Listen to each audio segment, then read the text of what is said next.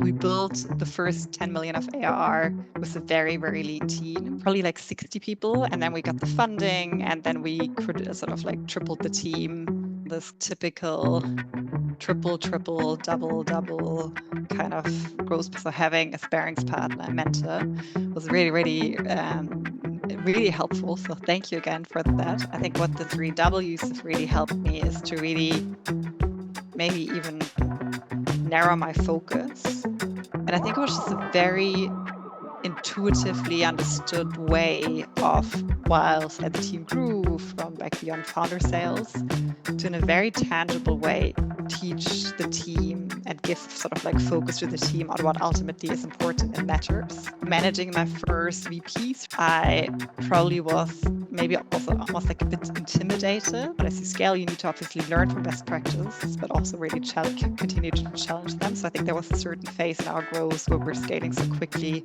where we lost that trait a bit too much. Let's focus really on simplicity. So that's something where we have a unique perspective as founders because we see the whole thing, right? I think the founder mode discussion helped me also think about that we really need to. What you're saying is exactly what the founder's lens is all about, right? The founder's lens is like a learning lens that from day one you have to put into your culture.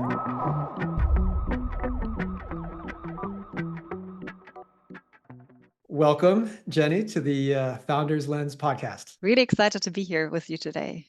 Being about the founder's lens, there isn't any other founder that I've had the opportunity to work with who embodies the founder's lens as much as you did. You bootstrapped your company, not just to profitability, but to millions of dollars in revenue, pre-funding. And you did it to a point where you then were able to raise a monster round of $60 million. And you also did it starting in Europe and expanding to the US and now going even more global. And each time I talk to you, I learned so much. And so I'm just so excited to have you as one of the first guests of the Founder Lens podcast. I'm like really excited to be here. And now I feel like I'm blushing with so much positive compliments. It's going to be fun. Let me know if this kind of matches your recollection. We met around 2016. To be honest, like I was really thinking about it. Yeah, I think it must have been 2016, 2017. I think there was someone, and I don't actually recall who it was, that I know from the Bay Area who said you're doing free consulting. And I was like, that's cool. I'll jump on that. Yeah, I was offering a free mentor session to the network of John Merrills. He's one of my dear friends. I met him when he became an investor of my company. And I was like, who's the smartest guy I know that knows the best operators, the best founders? So I'm like, yeah, let's make an offer to his network. And you reached out and we had a session, and it was just one session that I was going to give, but you were so smart and you just absorbed it all.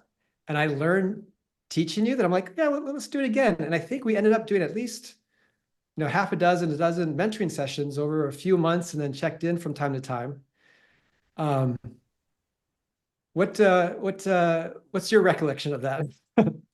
First of all, I feel like I really need to say thank you for that again, because I think that was really, really helpful in sort of the early days. I'd actually done some sales before, but still like doing founder-led sales, doing it all in your own company is different to some extent. So having a sparings partner, a mentor, was really, really, really helpful. So thank you again for that. I feel like maybe I haven't been grateful enough. So, and that's very much in line with my recollection. I think those maybe dozen sessions were probably spread out over a few years, which also really helpful because I think you've guided me through different stages of our initial growth.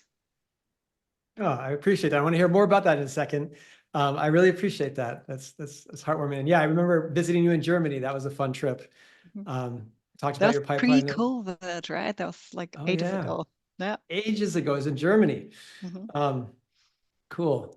And that was one of the things that always, to me, like, every fund that I know wants to invest in founder-led companies. When you do the research, they return 3 times the value of any other type of company.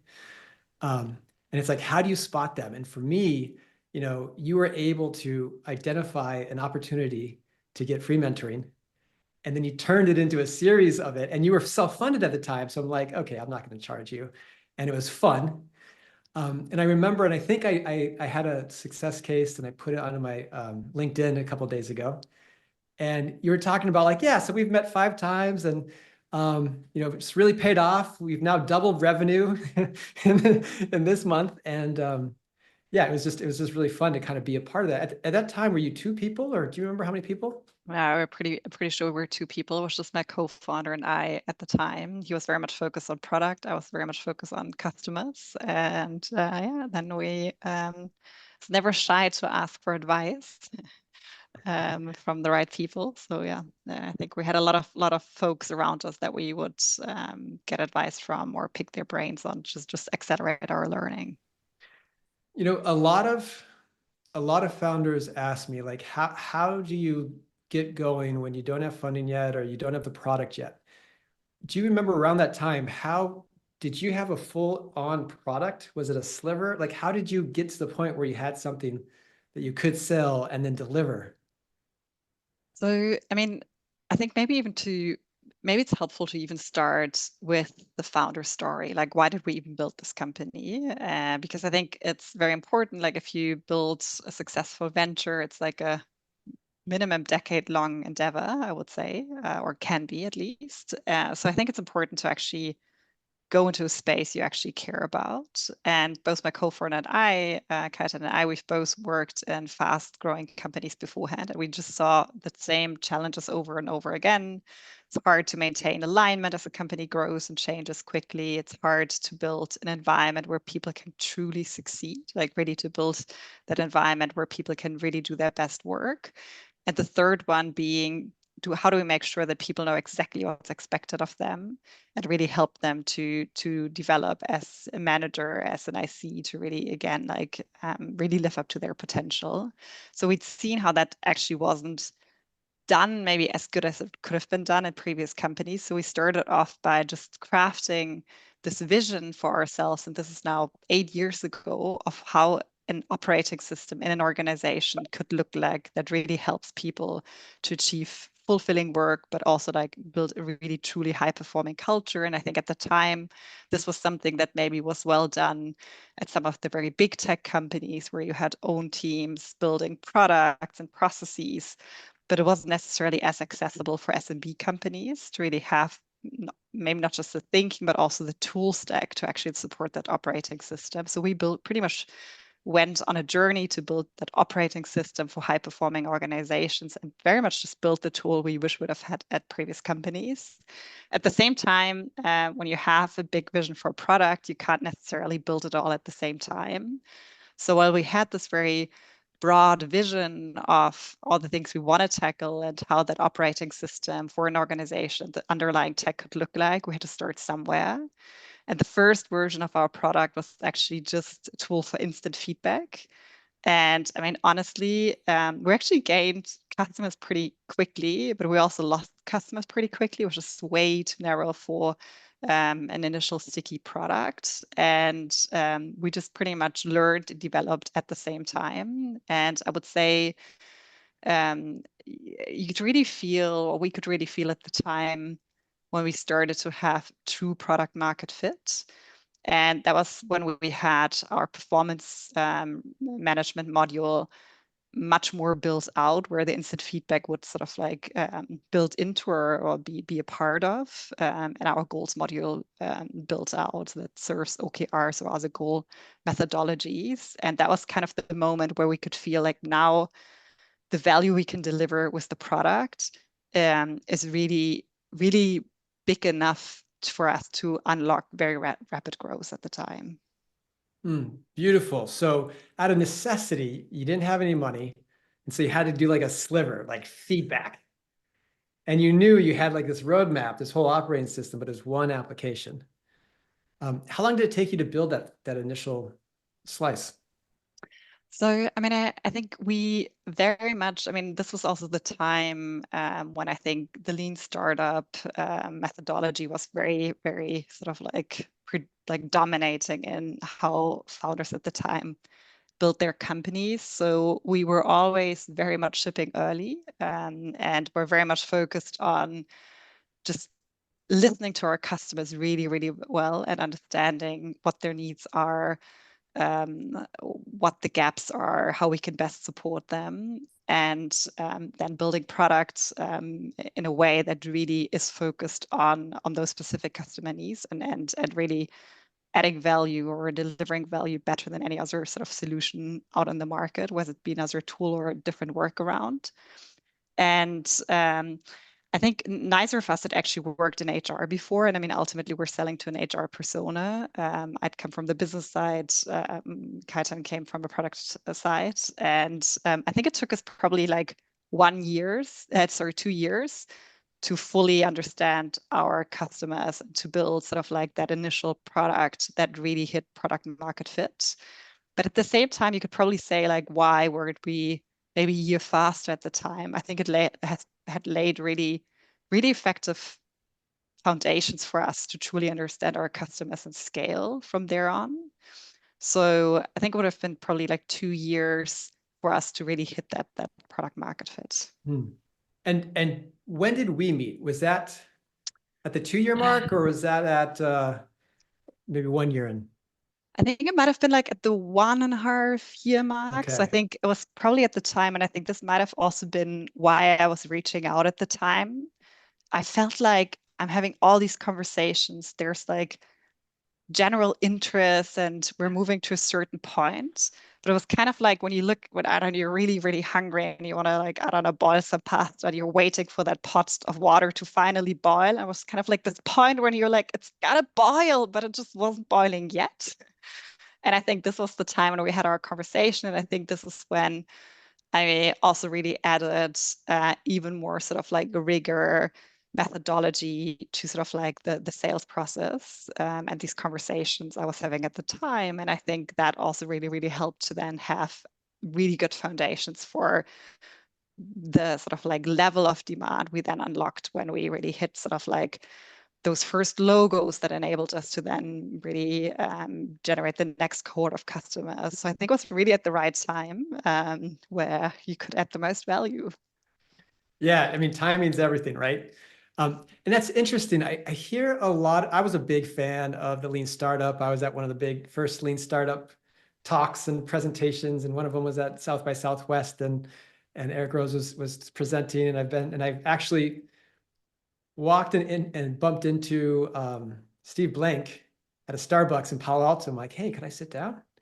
And he was like, okay. And we had a great talk. So I'm a big fan, but I'm always so shocked that actual sales process, and as you're doing the customer development, turn it into a pipeline and then closing deals, it seems like it never was a part of the Lean Startup, or at least the Lean Startup that a lot of the founders I work with implemented and experience. When I reread the book and all that, I'm just kind of left like, why not? And what do you think when you look back at the Lean Startup?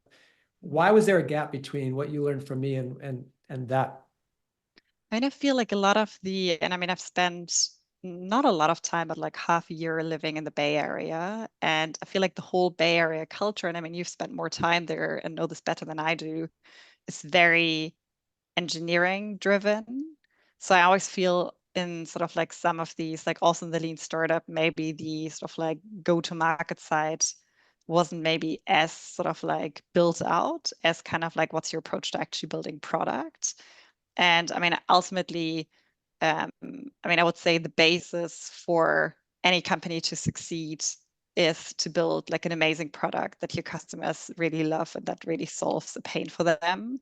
So it's maybe also sort of like more foundational in the sense. Obviously, I think from a certain point in time, like finding the right go-to-market mode and finding the right strategies to actually then scale what works at a product level is really, really fundamental for success. And I think a lot of companies with great products also fail because they don't actually get the go-to-market side right.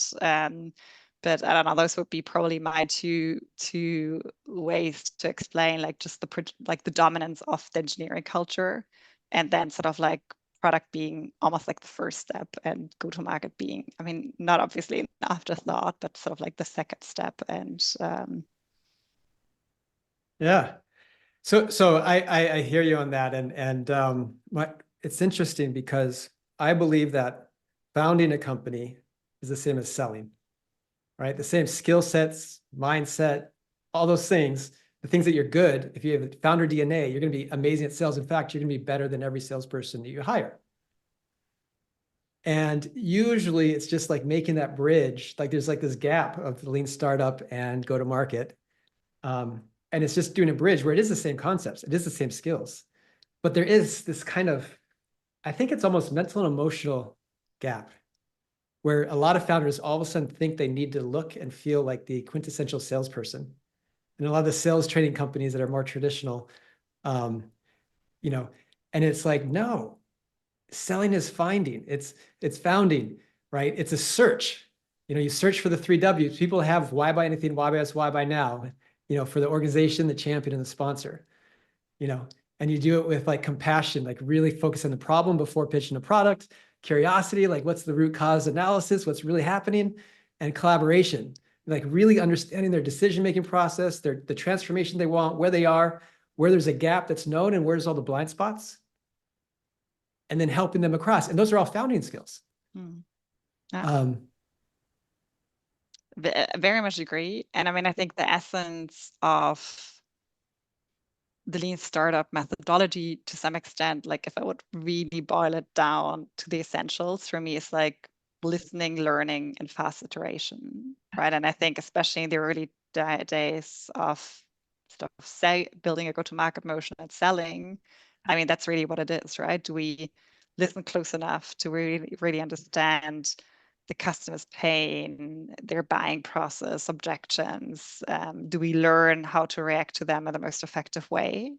And then just to sort of repeat and iterate and just make it land better, make it land more effectively. And I think that sort of like iterative approach and in essence really effective learning is very much at the DNA of how we build product, but also how we've built our go-to-market motion, how we've built our organization. It's very deeply ingrained in our DNA and our values. One of our values is like listen and learn. One of our values is challenge the status quo. Just because it worked yesterday doesn't mean it's the best way of going about it today. And I think the companies that succeed nowadays are the companies that have the fastest way of learning, but obviously also they're executing on those learnings. I'm getting chills. It's what you're saying is exactly what the founder's lens is all about, right? The founder's lens is like a learning lens, right? It's like a DNA that from day one you have to put into your culture. And oh man, there's so many follow-on questions here. Let me just think for a second. How hard was it to establish that as your DNA? And then has there been moments where what I call founder drift? Either you drift from it for a moment and come back, or people you hire drift from it, either immediately, they weren't a fit, or things get hard or things change and all of a sudden they're not a fit any longer. Can you tell me about that, like founder drift?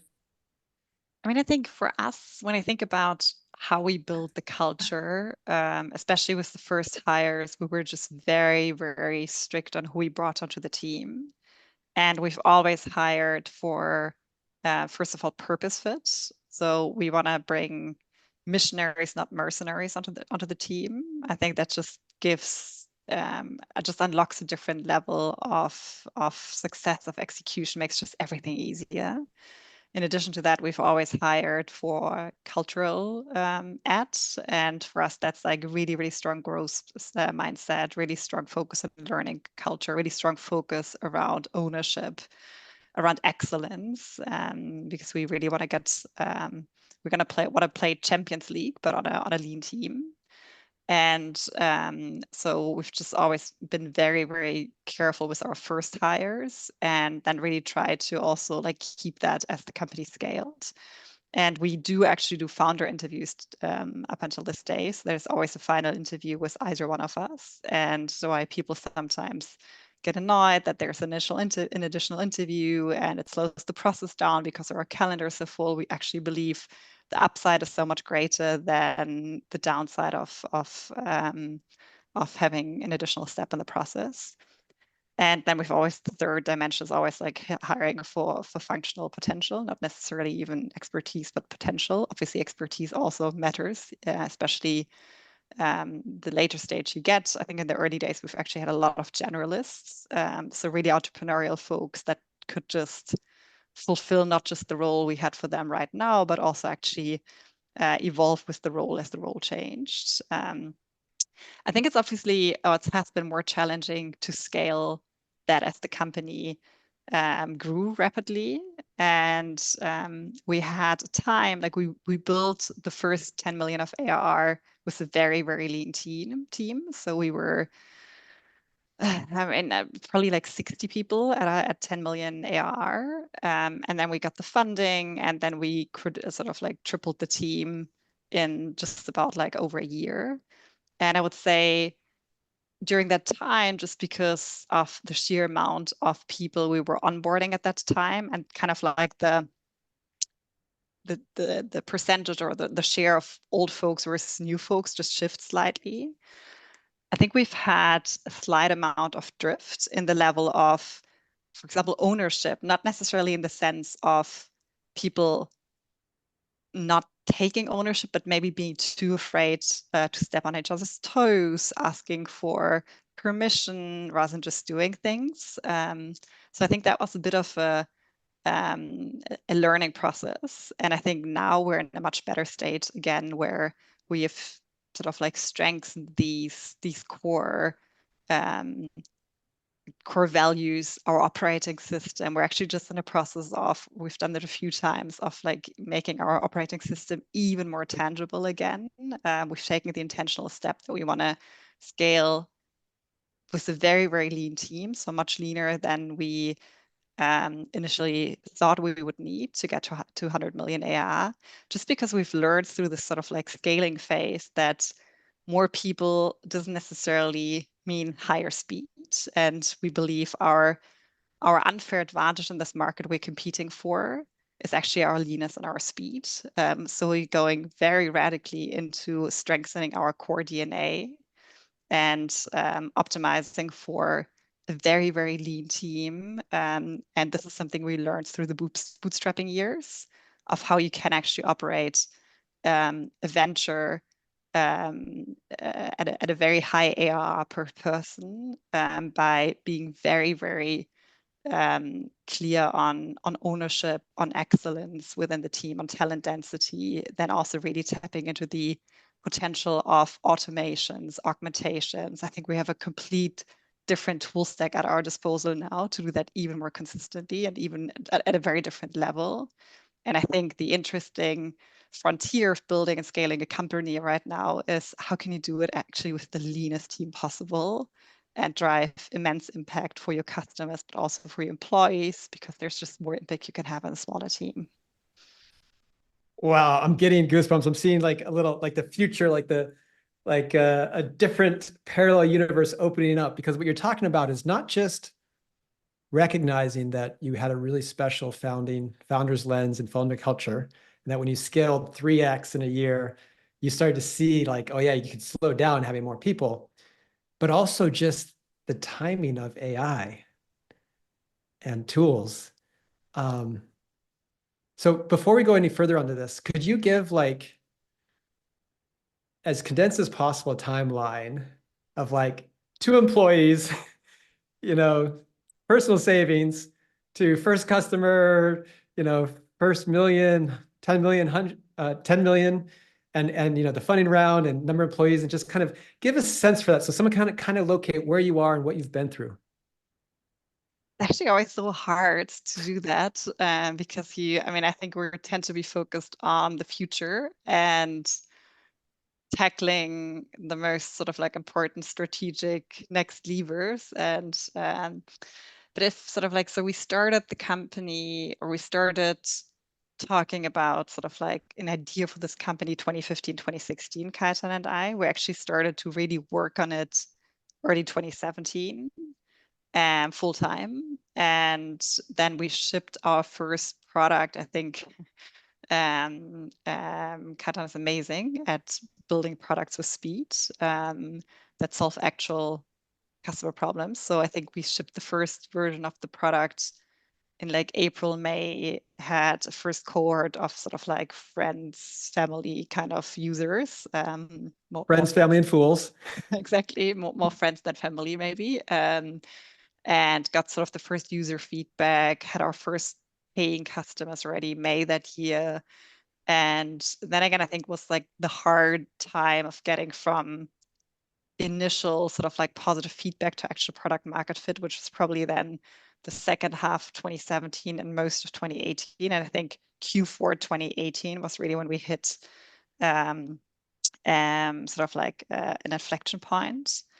Um,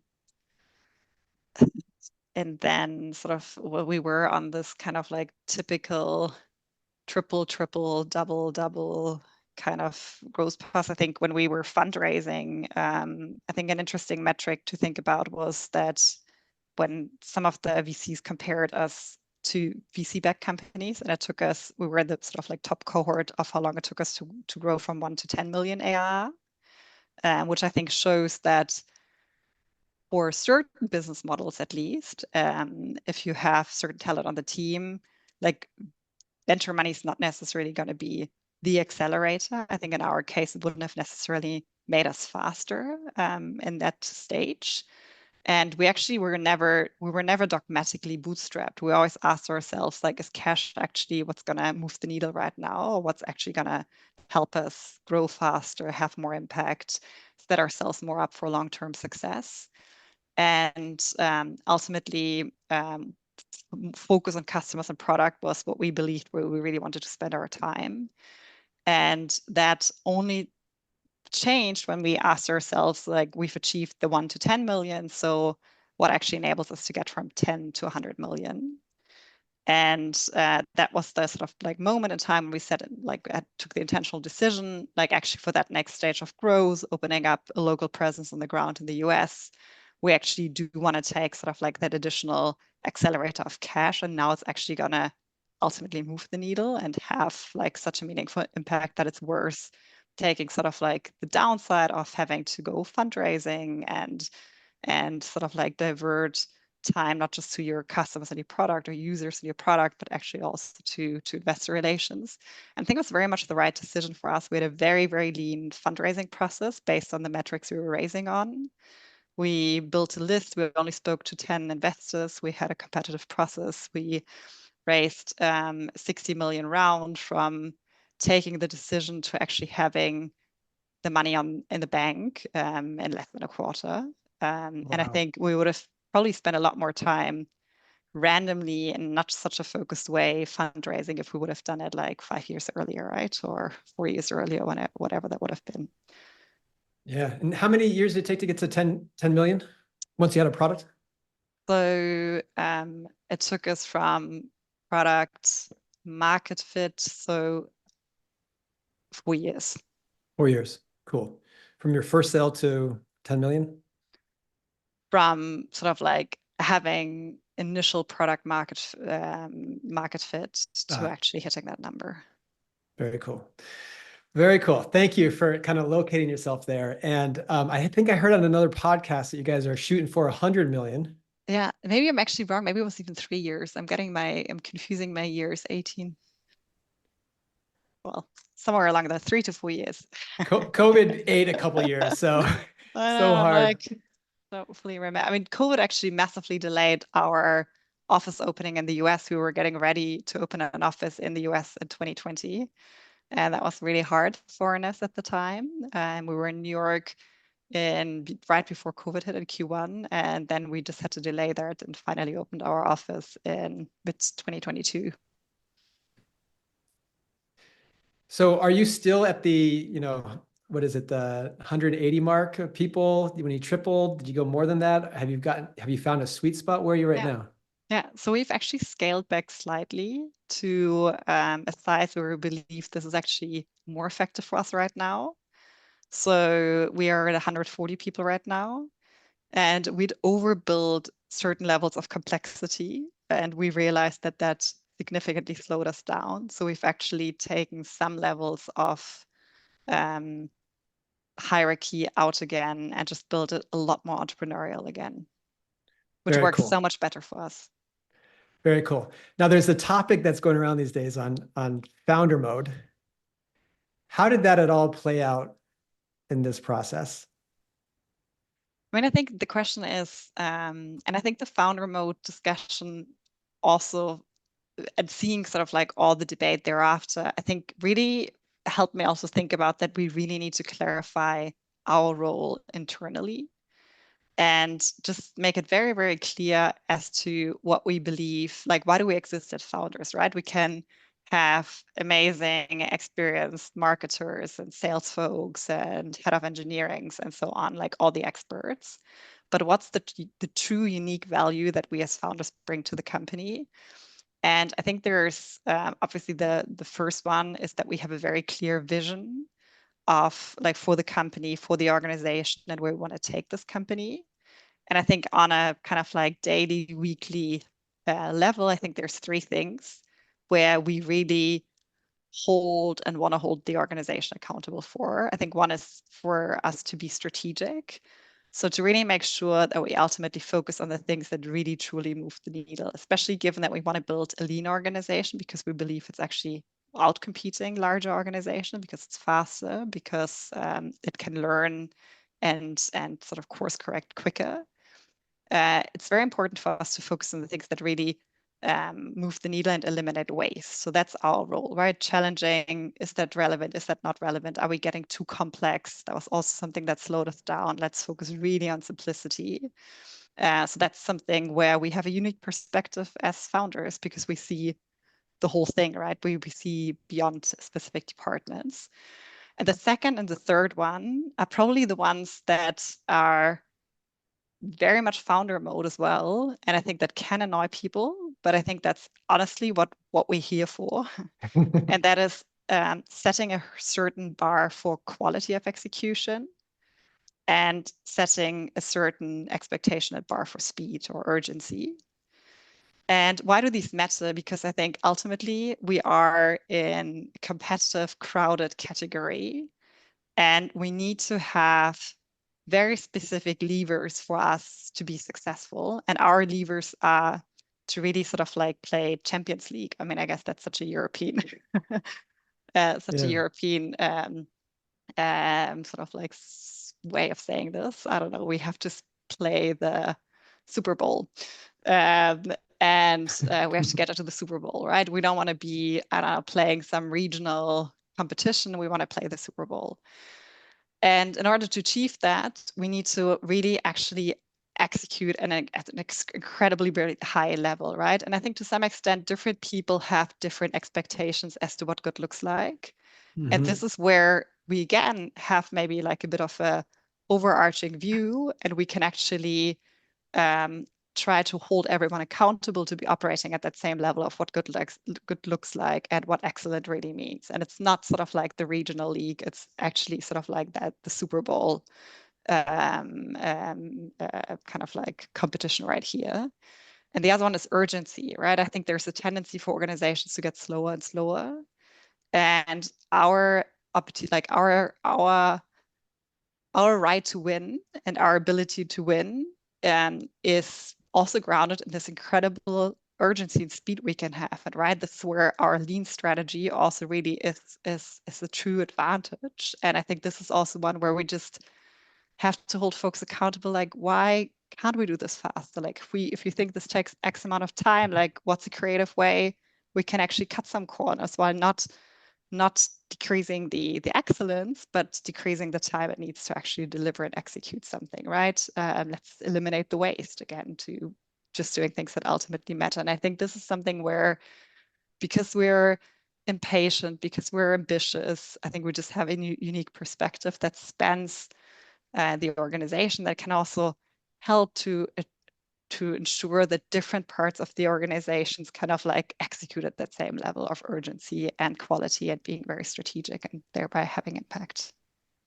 Cool. And so is there a third thing, or is that 2 and 3? Setting the bar of excellence for execution, speed, and urgency. Exactly. Strategic, high quality, and urgency. Perfect. I'm just taking notes here because there's a lot to unpack. And so this term that I call founder drift, did you experience that as you were growing? And was there a coming back to it? You mean in terms of with us specifically, like ourselves, or with kind of like holding the whole organization sort of like on the path? Well, first, let's talk like you grew really fast. Did you see people drifting from the strategic focus, from the high quality, from the urgency that the founder has? And how did you notice it? And then how did you bring it back? Is the question. I mean, I think that's a constant process, right? I would say in any organization. I mean, that's ultimately what you try to hire for, having people that ultimately fit into our expectations for being strategic, for speed, for urgency. But there's also just so much you can actually get done within the hiring process. I mean, I think there's always going to be some level of misalignment that unfortunately comes out of that. And then I think it's a function of a really good onboarding process and clarifying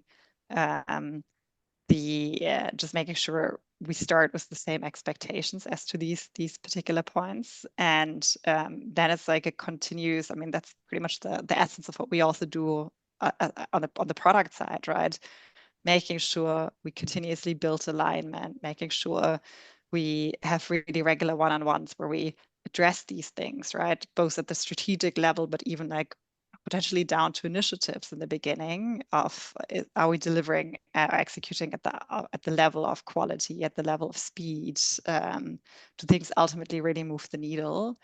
And it's, I think, one of the key levers to preventing this drift is to just have really, really candid and honest conversations and to constantly realign on level of ambition. Like we don't annoy people about speed and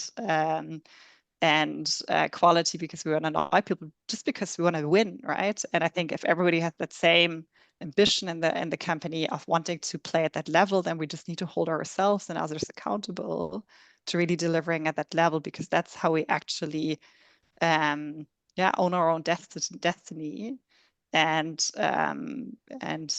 ultimately win. Very cool. So part of it's the hiring process, including the final interviews with the founders. And then it's setting expectations, onboarding. And constant alignment as to expectations, as to how we're doing, very, very honest conversations. I mean, I love Kim Scott's radical candor. I think being nice is very different to being kind. And I think sharing really honest feedback, obviously also being grateful, right? Coming from a place of empathy, right? I want you to succeed. I want us to succeed as a company. Everyone signed up for a particular vision, so let's actually optimize our chances of delivering that. And then we need to have an honest conversation if something isn't sort of like happening at the level we need it to happen. And I think that's also the only chance to give people the opportunity to then improve, right? Let's figure out, where's this misalignment coming from? Do we have different ambition levels? Do we have different expectations? Expectations not clear enough? Is somebody like not unable to be successful? If not, why? Does somebody, I don't know, doesn't have the right resources, the right proficiency? Like, let's just tackle whatever is getting into the way, but let's have really, really honest conversation. Then we can do our part, the person can do their part, and then we try to find a way to get to mutual success. Or there's also obviously cases, I think that's also the unfortunate reality, that where it doesn't work out, right? But I think at least folks should have had an honest conversations, feedback beforehand. And I mean, we eat our own dog food. We use our own software product very intensively. So we set OKRs. We have a very diligent review process. We have regular one-on-ones. We run engagement surveys on a very regular basis. We really try to build an organization where people can succeed. We invest in manager training. So we eat our own dog food to really have that operating system for people to be very successful. Very cool. Now, you strike me as someone who's always been very honest with themselves, continuous learning. This is part of your founder's lens. In the growth of the company, have you ever encountered yourself having a blind spot? Finding out that, trying to hold someone to a certain level of excellence or urgency, you were wrong, or, you weren't seeing things correctly. Does any moment like that come to mind, and what did you do to overcome that? I mean, obviously, as a founder, like especially if you aim to take fast decisions, I mean, we take wrong decisions all the time, right? I mean, it's always easier to actually say that in hindsight than to say that. I mean, in the moment, you take decisions with incomplete information. So I think that's maybe also more a feature than a bug for a founder to also like not be right all the time, obviously.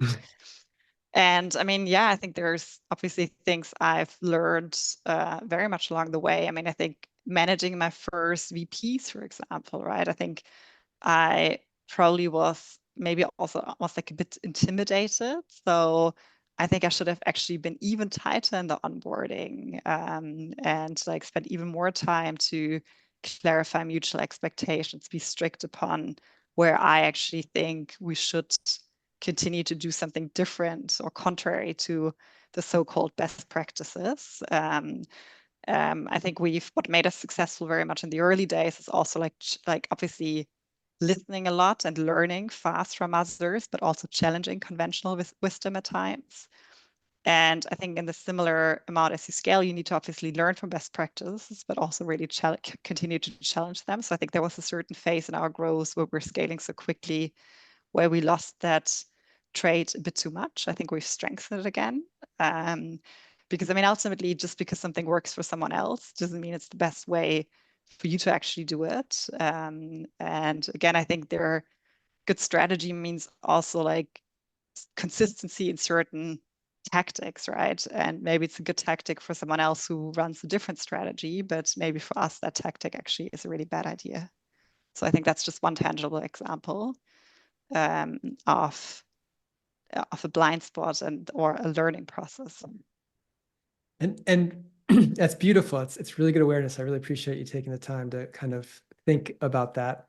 And yeah, the way that I define blind spots is kind of like when you know what to do and why you do it, and then you don't do it.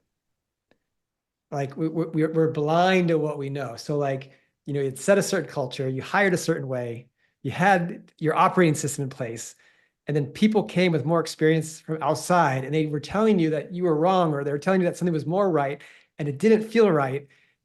And you didn't do what you would have done earlier. And so something triggered a blind spot. Mm. And I do this a lot with my clients, because it's like in sales, it's like, everyone commits to get the 3 Ws. They know how to get it. They know why to get it. And then you watch them. And oftentimes it's this more senior reps, and they don't organize the meeting to get the 3 Ws. They don't control the time. They don't tailor things with the 3 Ws. And afterwards, you're like, what happened? And it's like they go blind. And usually there's like self-limiting beliefs. And I'm curious, like, by far, this is something that impacts everyone. It impacts me. That's why I always say, like, in my pipeline, I have help people looking at my pipeline, help keeping me accountable. When you go back to those moments of onboarding VPs and not doing the same things you might have done before, can you pinpoint like what was happening? Were you feeling like you were micromanaging, or did you feel like you didn't know as good as them? Like what? Try to go back there and slow it down for a second. I mean, I think it's also, again, like, I mean, I think it's to some extent continuous learning through trial and error as well, right? Trying what works, what doesn't work, finding your sort of like authentic, unique style that serves sort of like, we're finding that for me that serves me well. So I think this is also something where I don't think these were like in the moment terrible mistakes. And I think it's always like, obviously, especially in situations where no one has the right answer, I think it's important to also like know when not to make a call, as important as it is to know when to make the final call. But I think again, like I think if we've always valued fast decisions, and I think it's much better to take fast decisions, especially if it's kind of like revolving door kind of decisions. It's not sort of like one-way street decisions. I think it just speed ultimately outcompetes perfect decision making. That's been always part of sort of how we've operated. This is also where I think leanness and having a smaller team actually yields better results because everyone has slightly bigger picture context. So decisions can actually potentially be done better. So yeah, I mean, I think there's um, no regrets or anything at the like. I think one example I think that you love quite a lot is for example, I don't know when this was, maybe 2022, we moved away from I think we also never honestly used your full process perfectly. I think we've always adapted it to something that worked for us. And this was like very much centered around qualifying by the 3 Ws: why buy now, why buy from us. And then sort of like in addition to that, getting a good understanding of stakeholder and process. So who are the stakeholders, what's the process, and making sure you don't assume the 3 Ws are the same for everyone, but understanding them in a slightly nuanced way for the different stakeholders that influence the buying process. And then we moved over to Medic and MedPick even for bigger customers. And honestly, I think it just is harder to understand. And I think in hindsight, it would have been so much smarter to just stay with our initial qualification process. But at the time, it felt like at a certain stage of company, this is what you do. And I think it was just a bad decision. We haven't undone this one because I think then you always have to ask yourself, is the cost of change, of making this change right now, um, like outweighed by the potential outcomes? And given you can only get so many things done at the same time, like, is this really a strategic lever in the focus topic right now? And I think so far we've said no. But I think this is an example where just because everybody else is doing it, it's not necessarily a good idea. Yeah, if so, there's so much there. I just want to like take it in. I don't know if you noticed your body language and your voice. You kind of said, I forget what it was, but it was basically saying like, oh, at this stage we should do this. And there was someone's voice. I don't know if it was someone else's voice or your voice kind of trying to agree, but not agreeing in effect. Do you have that in your head, or is that kind of, it's like you're going back to a time to me when you had closed. And this is a big concept where when you're open, you're connected to your thoughts, your sensations, your emotions, your gut instincts, and it's like your resource. And you can make fast decisions based on the totality of your founder's lens, your experience, and everything. But when we close, because we're uncomfortable in what's happening, and we stop to have access to the gut. We stop, we kind of try not to feel that discomfort, and we stop listening to certain thoughts. We have overwhelming thoughts. And when you were kind of like, when you went into that voice and you said something, I could tell there was something else. And it felt like you were referring to a time that you had kind of closed and you weren't operating as your full, open, Yeah. awesome self. I mean, I think that's maybe also the reality of being a founder, right? It's hectic at times, and you're not always sort of like in the best sort of like mental headspace to sort of like zoom out. I think it's super important to take these moments to zoom out and kind of like move from the dance floor to the balcony to have that sort of like more bird's eye view, take a step back. But I think this is maybe also, I think in some of the most hectic times of scaling, like team wise, I think we also probably didn't create enough moments for ourselves to actually gain perspective. Yeah. So this is beautiful. Like if you were like, let's really learn as much as we can from this, we would kind of dive into it. And it's something that every founder, especially founders, and every salesperson, their role is all pressure cooker, right? And the opening and closing of ourselves is happening constantly, and it's like building that muscle, that awareness of like, how open am I or how closed am I? And if I'm closed, how can I get back open, or how do I just step back and not make the decision, right? And then kind of like, how do I reopen again? To like, what are my instincts telling me? And sometimes it's pressure from different people on the outside. Sometimes it's pressure from the inside. And I'm curious, do you have any experience with like executive coaching, therapy, other modalities that kind of help us build our awareness and our skills to execute our Yeah, intentions? I do. I've been working with two different coaches during this time of building the company. And I think for me, that's incredibly valuable just in terms of I mean, just constantly learning. And I mean, I think my role has changed fundamentally over the past sort of 8 years, and just gaining that additional sort of like, or having a certain sort of space to just think certain things through has been incredibly helpful. They're two very different coaches in the sense that one of them, she's actually been a VP or a COO at different tech companies herself, which I think has always been very helpful because she's a coach, but she's also been sort of like in a business leadership role, and I always preferred having someone who can be great or is great at asking questions, but also have sort of like tangible experiences in like similar seat.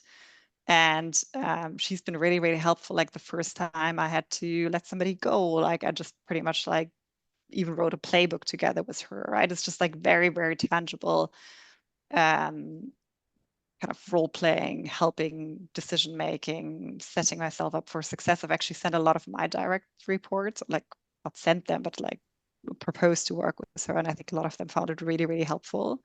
So that's more like almost like coaching slash business sort of like advice. So that's been really, really helpful. And I've also worked, and that's maybe even a more fundamental level, with a really, really great coach.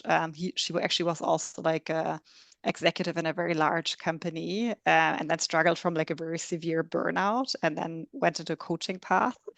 And she's like very much focused on sort of like burnout prevention. And I actually got her proposal also from, or her sort of like recommendation from another founder.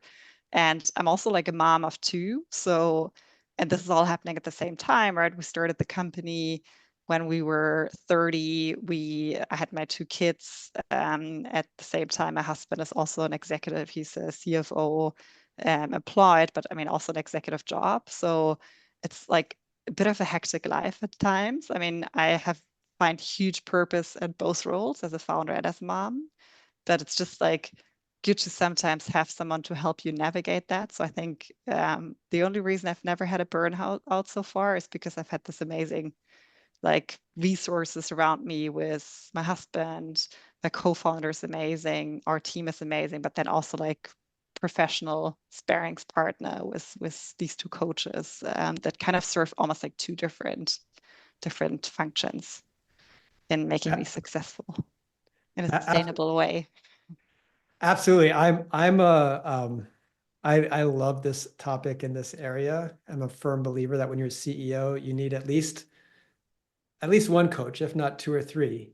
And like having like functional coaches, like the CEO type, but also and she's not a therapist, but she's been through a lot, I'm guessing, just because of her Mm. burnout story.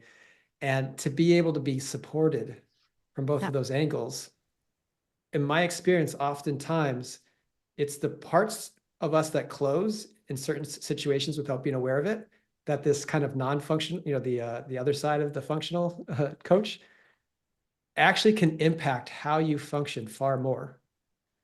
And then if you do have a good functional coach, this is the 1-2 punch, right? It's like 1 + 1 is 11. And it's interesting. Some of my older clients, they don't really realize this. Some don't want to coach. They think that they need to know everything, or they don't want to have a therapist, right? And what I'm finding now is a lot of these younger AI company CEOs, when they're looking for coaches, they're like, okay, well, I can't decide if I want a therapy-like coach or a sales coach, Mm. And I'm thinking increasingly, I know in my case, you can actually start to find the combination because you've had people like your coach that have been at the top levels and then burnt out, or have been to the top levels and they witnessed themselves closing, like me, and had to go through therapy, had to get coaching, and started to see how you can actually bring the self-awareness into the sales lens Yeah. for optimal performance. Definitely 100% agree. And I think there's actually a third element or support network that I haven't mentioned. I think that's also incredibly valuable for founders, for executives, and that's kind of like a peer group, whether that's like YPO or EO or some other kind of like entrepreneurs organization.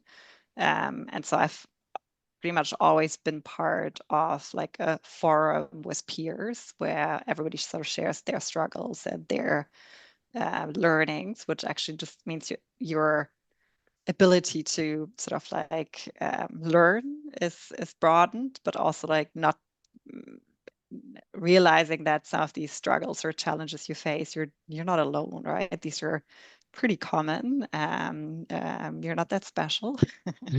Others struggle with exactly the same things. I think that's also really, really helpful. Was it hard for you? Were you reluctant to get these coaches or to know that No, you needed help? I mean, honestly, I think one of my prime motivators has always been learning, and that includes learning about myself and how my brain works, what triggers me, how I tick as a person. So I think my innate curiosity has always meant I'm not afraid to ask for help, or I'm not afraid to go see a coach. I think that's just who I am. Cool. Beautiful. Beautiful. I appreciate you answering all those questions. I find in terms of excellence, accountability, this is one of the main topics. That once a founding team really understands the importance and then embraces these kind of things, that's when you really can grow, and you don't trip up with speed wobbles, as you start growing. So I'm curious. I know we have some time still left. We're getting to the end. I'm curious, what has the 3Ws been like early on? Like how you use them for years. How did they serve you? Like, what did you like about them? Where did they work really well and where they didn't? I mean, I think one of my strengths, maybe even my primary superpower, is asking questions. So I think I've like with sort of my strengths to ask questions and my natural curiosity, I think I've always been good at sort of understanding users, understanding customers, identifying patterns quite quickly. So I think this is something that um, come to me quite naturally. At the same time, I think what the 3Ws have really helped me is to really maybe even narrow my focus on what ultimately really is important and what really helps to understand the likelihood of a deal happening, identify the risk factors, like be even more focused and strategic to identifying the right levers. And I think it was just a very intuitively understood way of, while sort of the team grew from like beyond founder sales, to in a very tangible way teach the team and give sort of like focus to the team on what ultimately is important and matters. And I think this is kind of the benefit versus like in combination to like, or in comparison to like medpic, right? You're like, "Ugh, what are these letters standing for again, right? It's just like you don't have to memorize. It's quite natural, right? And so I think it was really also very, very helpful just to build structure in the team and create focus in the team in like a very simple yet very, very effective way. And whenever we went sort of like in the early days, everyone who was selling was reporting to me, right? So help with doing like a pipeline review, doing a deal review, like do we have really clear answers to the 3Ws? Like, let's go beyond the surface level. Like, what could kill the deal in this case, right? So, how do we like optimize for spending our time with the right deals, right? So, like killing opportunities that aren't going to convert anyways early. So it's just like it's very easy yet so effective. Yeah, very cool. So, and are you still doing the pipeline review, 1 minute status update where you say essentially, what's changed, what's the next step, what's your biggest concern? I think, I mean, honestly, at this stage, I'm obviously a bit further sort of like from how exactly the FLMs are doing their hype review. I mean, I think I always ask the question like, what could kill it? What could kill this deal? Um, Yet, I mean, I think a lot of the sort of like newer, supposedly best in class processes we've implemented just created like you almost have to think about it more. Whereas I think the initial setup, just because we couldn't afford to spend a lot of time on all these fancy trainings, we just focused very much on the essence, on simplicity. And I think this is kind of like um, I think probably in hindsight, for the next venture I'm gonna be building eventually, we're gonna keep doing this for a long time. But maybe if there's another one, I would optimize for keeping simplicity, like an even higher focus on simplicity, because I think there's just a natural tendency for complexity, and it's just simple. Yeah. Yeah. For people that don't know, the 3 Ws is why buy anything, why buy us, why buy now, making sure you have it from the perspective of the organization as a whole, the champion, the one who's fighting for you when you're out there, and the sponsor, the one that has the budget. And orienting all your time early on to get the information and prioritizing deals weighted by the size of the deal, and by the alignment. And what's interesting is if you read the books on Medic, they say when you like before, during your go, no go meeting, you have to come back to the 3 Ws. So it's actually part of Medic. And the way that I see that, it's kind of an admission that the Medic, all the different letters that you need to get, metrics, executive sponsor, process, implication of pain, all those things, those all add up to the 3 Ws for org champion sponsor. And it's more complicated and less intuitive, like you said. And I believe people just take it because it's something that people used in the past. And yeah, also, I also believe that deal inspection, whether using the 3 Ws or medpic, is usually not disciplined. Usually people say, oh, I have the 3 Ws, and then they don't. Or they say they do, but then when you ask them, well, who said that? The prospect didn't say it. And so I think one of the problems with these approaches is if they were implemented as intended, they all would be pretty good. But people don't have the discipline to actually get to the truth and hold people accountable to the truth. And so that's why people keep on changing different sales processes and methodologies. And I mean, I think this is the benefit of simplicity, right? If I have too many things I'm trying to train and hold folks accountable for, there's just more of a risk that all of them are just done with less rigor.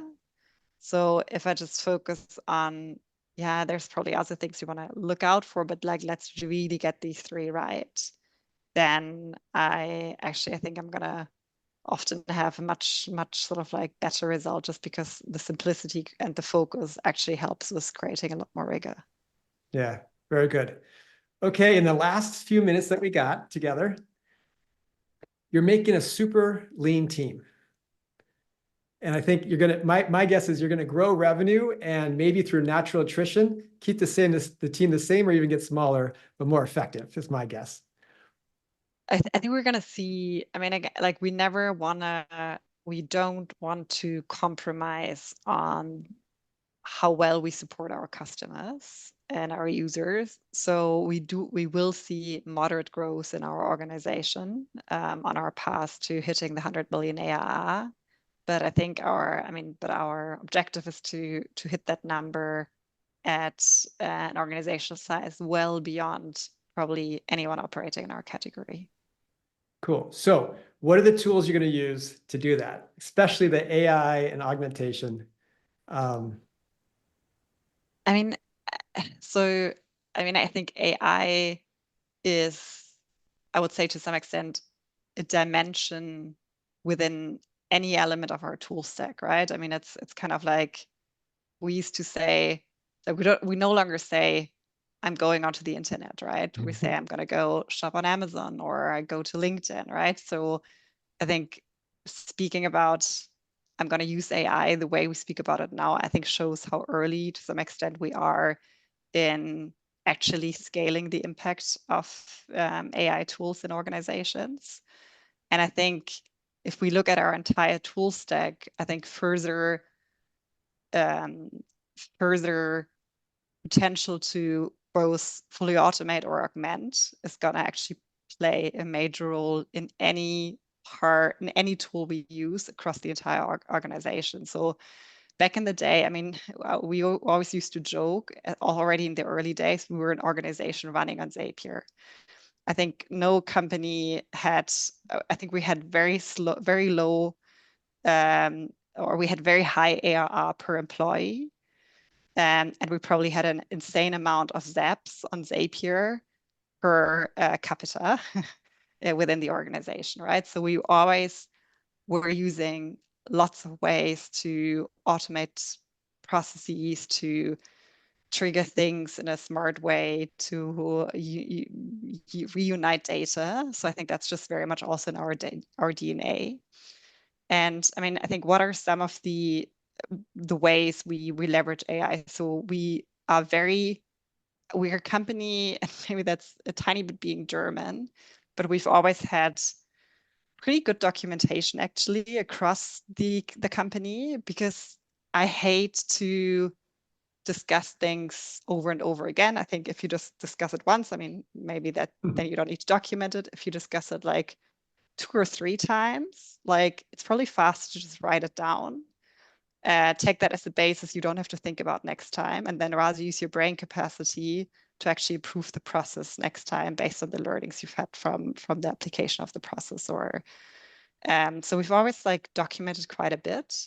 So for example, now we use Notion AI quite a lot, right? It instantaneously gives me really good answers. Like if everybody keeps their part of the knowledge base, their sort of process documentation up to date, it actually makes everything so much easier and gives everyone like really instantaneous access to knowledge and finding the right information in the right context at the right time. So I think that's one example, right? I think Slack is increasingly, it's really, really interesting. I think what Slack is doing from an AI sort of like agent perspective, like even going beyond just what is visible in Slack, but actually also tapping into other tools and other data sets, right? So I think these are like some of the backbones of how we collaborate, right? Notion and Slack. In our own tool, we've actually deployed AI capabilities probably as one of the leaders actually in our category. So we've, for example, deployed a manager chatbot, or like a manager support bot that actually helps to access best practices, contextual data from the tool, and really helps managers at becoming better managers, right? Having really effective managers is key for a company to execute the strategy, to really get the best out of your people, right? So this is something where we're also using our own tool stack to really make sure everyone can really succeed in their role as an expert or also as a manager. Then if I look at marketing, I think there's tons of really interesting potential applications on the marketing front. Like we always optimize, for example, for quality, yet at the same time, like, so we're never going to just throw out tons of AI generated content, but I think it can make so many steps of the marketing engine so much faster and actually enables us to get higher quality output in a shorter amount of time and to really leverage what we can actually achieve with a fairly like small team. On the sales side, I'm a huge fan of Gong, of their leadership team.